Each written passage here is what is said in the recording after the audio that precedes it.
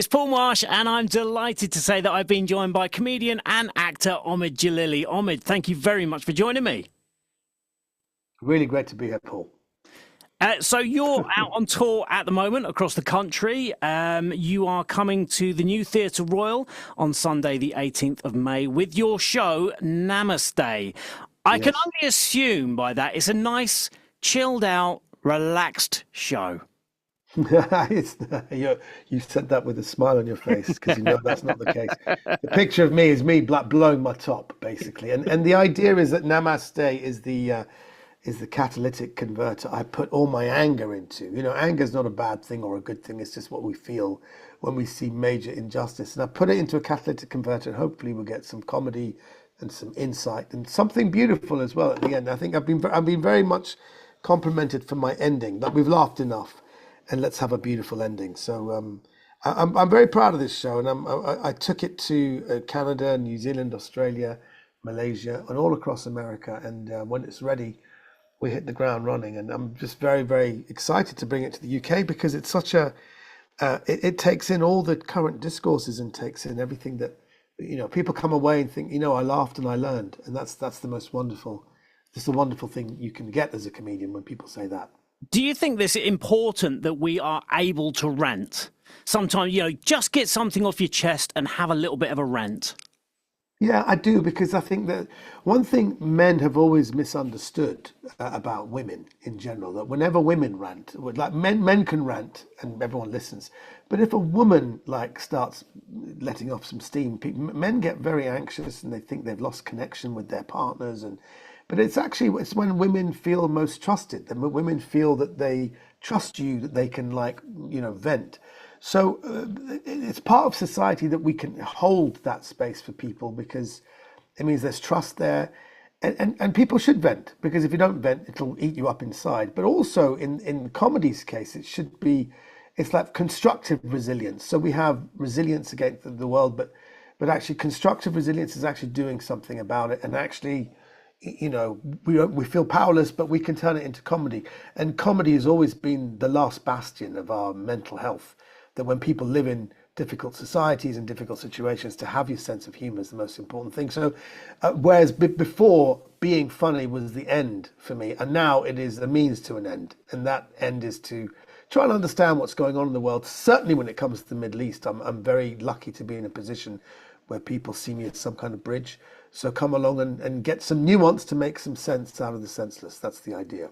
Well, obviously, you bring that up. Do you feel the fact that people do look to you, do you feel almost a bit of a pressure there to make sure that you know where everything stands and where everything is, so that you are able to comment on it? And I'll be honest with you, on my show, I don't talk about politics at all. And somebody asked me this the other day and asked me why. And I said, I don't feel I'm informed enough to make an educated opinion. So if I said, I love Donald Trump or I hate Donald Trump, and somebody asked me why, I don't think I could really fully back up my opinion. So do you think that puts a bit of extra pressure on you, that I really need to know what I'm talking about?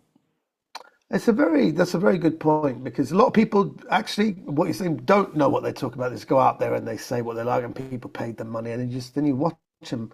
I've seen some comedians talk about things, or even people on like YouTubers talking about things that, well, hang on, or even newspaper journalists, that they come in and they've got like a month ago's information. You think, oh my God, this story's moved on so much. Where is your research done? So yes, I try and keep up with things. I know that it's a waste of time to scroll Instagram or scroll Twitter, but I make it part of my day now to actually be up to date with what's going on with all the discourses that I'm following. So yeah, you do actually should know, and actually to be open when you're out there is to make mistakes. So as I've gone along, people have corrected me on things, either by email or after a show. They said, listen, you said this, but did you know this? I think, no, I didn't know that. So you need to be open. So I don't go around telling people I'm well informed, come and learn from me. I am open. But there was a funny bit where somebody said that's not right, and I tell people you can leave your mobile phones on. People like Dave Chappelle and Chris Rock, they actually confiscate your phone, and you don't get your phone until after the show.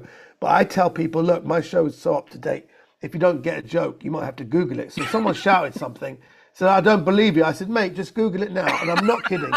I'm not kidding. The whole crowd was waiting. He went, hang on, hang on, hang on. I said, no, it's all right, we're waiting. And he went, hang on, hang on, hang on. And then he looked at the story and went, oh yeah, like that. So he did. We all waited. It was a great moment where he had to Google something. It was the whole bit was like a minute. We waited a whole minute for him to Google it, and That's then he like laughed. VAR. It's the worst VAR possible. Yeah, it's exactly like VAR because there was a challenge. There was a challenge. It's like Wimbledon, and then we play the video, and the crowd goes, "Whoa!" Ball is out. You know, comedy is at an educated level when you're heckles about things like that. Well, I've just Googled it actually, and Yeah. That's brilliant. And I had that up north as well. It was fantastic. It was just mayhem. People were Googling stuff and shouting. I mean, it was the most chaotic show. I'll never forget. It was up in literally all those little towns. Otley. It was Otley, a town near Selby in northern Yorkshire. Otley. I'll never forget that. Otley Town Hall. Or Otley Community Centre. I did a warm-up gig and it was just absolute mayhem. But no, it's great. It's great when the audience are involved like that. I love it when comedy is constantly evolving because I very much doubt that the show you began your tour with is probably the show that we're going to see on your latest show because there's always so much evolving all the time.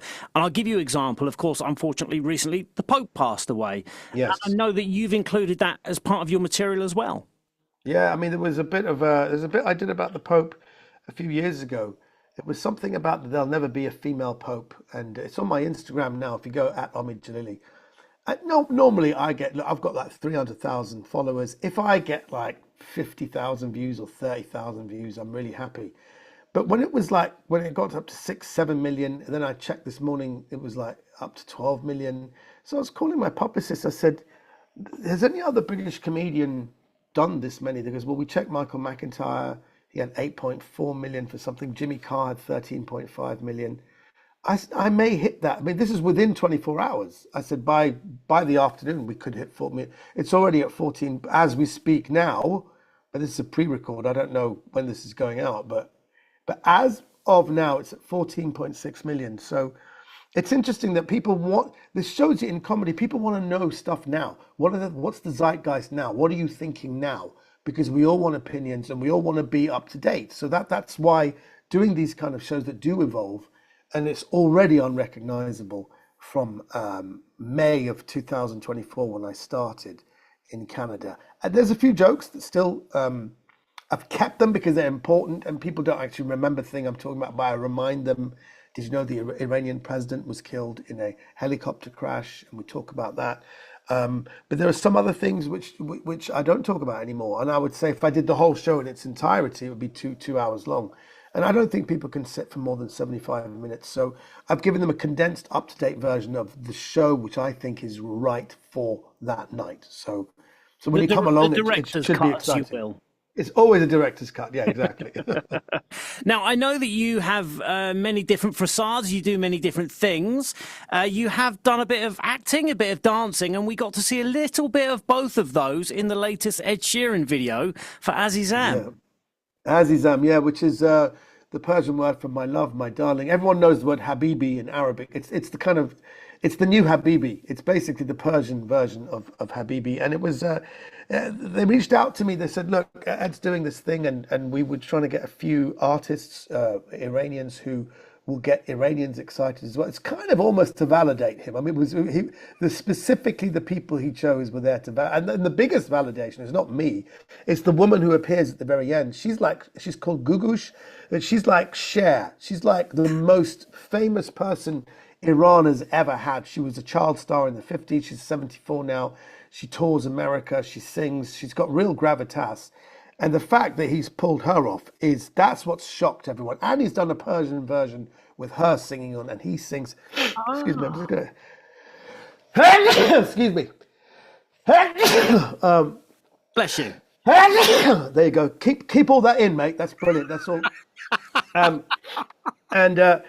So we've got these people in it who kind of show that he's up to date with all the relevant Persian artists, and by having Gugush in there and doing a Persian version, I can tell you, Paul, It has blown Iranians' minds. Already, the official video is at 7.5 million views, and we only dropped it a few days ago. The song is being downloaded like crazy. And it's a really catchy tune. I've had YouTubers, English YouTubers, saying, we haven't had like Azizam, meet me on the floor tonight. There's a catchiness to it that gets into your head. And they said that hasn't happened since, if you think, I mean, for me, it was Happy by Pharrell Williams that I just woke up, Yeah. 'cause I'm happy. That when you have a song that's in your mind, it's not often we've had that. Actually, the Shape of You, I'm in love with you, bad. That was also very good. Although I said to, had such an embarrassing moment. I told Ed, it's amazing that your song is in the top 10 of all time YouTube. We've got 4.4 million. He goes, which one's that? And I forgot that it was called The Shape of You. I said, it's called The State of You. You know the song, The State of You? He goes, what's that? I said, your song, The State of You. I love that. And it's very like Twitter kind of insult comment. Yeah, look at the state of you. He goes, do you mean The Shape of You? That's said, the shape. Weird Al Yankovic version. Yeah. I said, oh, The Shape, is that what it's called? I thought it was called The State. I thought it was called The State of You, but it's The Shape of You. But this is what happens. Honestly, Paul, I make these huge mistakes. My son was like saying, do you want to should we sit and watch The Godfather? And I wasn't in the mood because I don't like blood and gore. I said, I can't watch that now. I'm a nonce. He goes, a what? I said, I'm a nonce. He goes, is that the right word? I went, sorry, wuss. I mean, wuss. I'm always getting the wrong words. Please don't confuse those, Omid. Please don't confuse those. I'm confusing shape of you, state of you. This is what old age is, Paul. This is what happens. You just get the wrong thing. What does touring change as you get older? Yeah, it's hard, man. And you know, the last tour I did before this was during COVID, so we had very strict COVID, pandemic thing. We couldn't travel together. I usually had a driver. I had to drive myself. And then we've got into this terrible thing where we all have to drive ourselves. And even now, we can't be with each other because we pick up germs. So there's a lot of I've got to drive myself to these places. And it's just like people, I used to have like a tour bus and have people like, we watch videos and there were 4, 5 of us laughing and joking. It was like a proper rock and roll thing. Now, like a sad old man, I get in my car, stop off at service stations. People see me, they go, are you Omid Djalili? He goes, what are you doing here? I said, Yeah. just getting a coffee, They goes, where are you going? I said, I'm doing a gig. He goes, what happened to the rock and roll life? I said, no, I've got to drive myself now. I look really sad and old right now. So, But you it's must tough. love what you're doing if you continue to Yeah, do that. I do. It's the greatest, Paul, it's the greatest thing. You get an audience of people, sometimes 1,000, 2,000 people are there to hear what you've got to say, that they hang on your every word. They want to, I suppose, learn that the world does not belong to 17 and 27-year-olds. It's the people who are older now, and if we're still fit, we can play a big part in helping shape people's thoughts and opinions and make them more humane. I mean, comedians have no agenda other than making people laugh, having a very humanitarian viewpoint. And I think, in a sense, comedians are now the moral compass of people. People come along and think, okay. I've had people say, okay, good. Now you've said all this and they've made me laugh. I feel all's right in the world, because I was they said, mate, I was losing hope. But if you're saying something that's representative of what a lot of people feel, then I have hope. And that's really important. And when you get that feedback, that really, it's like you go around with little wings on your shoes. It's like fuel in your rocket. So yeah, it's wonderful. I wouldn't do it. I always think it's a wonderful thing that we do. If you can just put a smile on somebody's face, and with us here, if we can play a record that somebody loves and it brightens their day, or we tell a joke or whatever it is, if it brightens somebody's day, I just think that's the best thing in the world. I just want to finish literally in the last minute or so, if that's okay, Omid. I just want to talk about acting. If that's okay. Sure. I have to mention, I know you've done so many things with your acting. I have to mention The Mummy because it is one of mine and my wife's favourite movies. Does it seem like a lifetime ago? It doesn't actually. It feels like yesterday. It feels like, being a comedian, you have remarkable confidence. So the very first scenes we were shooting on that movie, the day 1, day 2, and day 3 was in the basically when we're hanging Brendan Fraser. So there's like 1,000 extras, and there's me. And I hit the ground running. It was my first movie, but I was telling people what to do, telling people where to move. I said, cameras go there, and the Arabic is here. And then I remember Rachel Weisz saying, who are you? Where have you come from? What do you do? And I said, I'll tell you who I am, love. I'm a comic from London, and I just did the Orangi Boom Boom. I got 40 quid last week before I come here, so I know what I'm doing, love. I thought I was like a two-bit comic getting 40 quid a night at the Orangi Boom Boom in front of a crowd of 25, very bored, very drunk people. I thought I was the business. I thought that was it. That's who I am, love. So if you sit down, strap in. You're in with a good ride with me. Stick with me, I'll teach you a thing or two. It really was, yeah. And that's the confidence of being a two-bit comic. I was a two-bit comic. Like, she was actually, no, I meant to say, who the hell do you think you are? Well, the role you play is just fantastic, and I think it, like you say, not only is The Mummy a classic movie, but your role in it is one that lives on to this day. Has that got to be 30 years ago? I want to say. We shot that in 1998, so it's 27 years ago, and it Just came out under. in 1999. So 26 years ago it came out, but we shot that 27 years ago, yeah. Wow, absolutely Amazing, isn't it? amazing. You do have a new film coming out this summer, if I'm correct. You're in Deep Cover. Yes, is that what it's called? Deep Cover? Yeah, yeah. News to you. It changes the name of that film. Yeah, Deep Cover. Yeah, it's a good film. Good film with What a can you very tell good us about bunch your of people. part? I've got very funny. It's just a cameo part, but it's very, very, very funny. With the, I like to do cameos. I said, look, I don't do many films, but if you can have me for a day, maybe 2 days, I just come in, hang out with the cast, we have a laugh, but something impactful where it's funny, and then something happens, something crazy happens, and that's what happened. They'll be talking about. That's all I can say. But something crazy happens. It's a funny film as well. It's the director of Stathlet's Flats. You got the writers of the Pin Comedy who are fantastic. You've got the other director to Jurassic Park. You've got Orlando Bloom. You've got Bryce Dallas Howard. You've got Nick Mohammed. It's a really, really, from what I've seen of the movie, I just wanted to do some voice stuff. It's very well shot and very funny. But I thought it was coming. I'm wondering when it was coming. So it's coming out this summer, is it? It's Is it coming out this soon? summer on Prime. Deep Cover, yeah. Do not miss that. It's brilliant. Well, look, Omid, thank you so much for talking to me. I really do appreciate it. For one last time, Omid Djalili is on tour with his show Namaste. It is coming to the New Theatre Royal in Portsmouth on Sunday, the 18th of May. I know it is going to be an amazing night. Grab those last few tickets while they are still there. Omid, thank you so much for talking to me. Enjoy the Cheers, rest of mate. the day. Great talking to you, Paul. Thank you.